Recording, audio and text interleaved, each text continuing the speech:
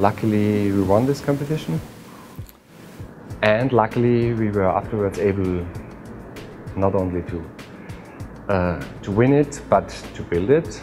Now we are sitting in Science Park part number 3. So the competition was for 4 parts, but for the moment we are done and fine with 3 parts and it's kind of hopefully not the final end, but for the moment that's the end of the project. The father of the project actually was the former rector, and he said, okay, this is what I want to give to this university before I'm leaving, and he worked for this project all the time. He wanted to give it a new part. He said, please do something really spectacular. So even if it's just the first sight of, if you have a first sight of this building, it is spectacular. No, we were not afraid, not at all. And so at the beginning we didn't even know how big the project is. At the beginning we were speaking about 1 building, so Science Park number 1, the mechatronic building. And then it went once by once. So 2 years later we started with the next building, 3 years later we started with the 3rd building. So it got more and more, but at the beginning it was only 1 building, it was not so special. It wouldn't have been a good sign for us if everybody would have said, oh, it's great, because people are different and people actually don't like strange new things. Many people criticized it because of its sharpness, because of its color, because of its strangeness and so on.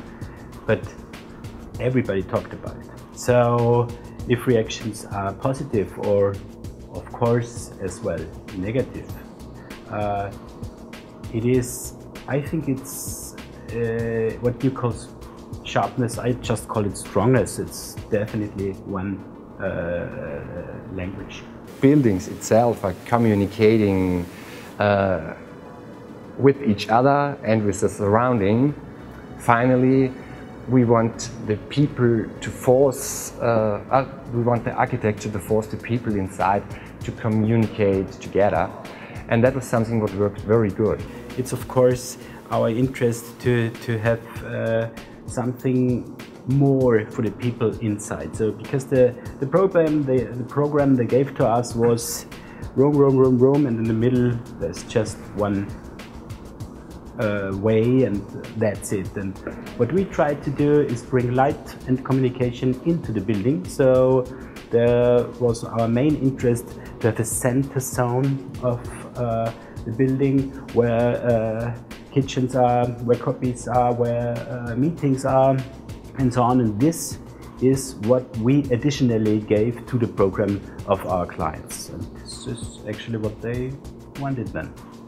The final look, as you see the building now, is it's exactly that what we were dreaming about and what we were drawing down when we've done the competition. Of course we're looking for the next generation of architecture, next generation of everything, next generation of buildings.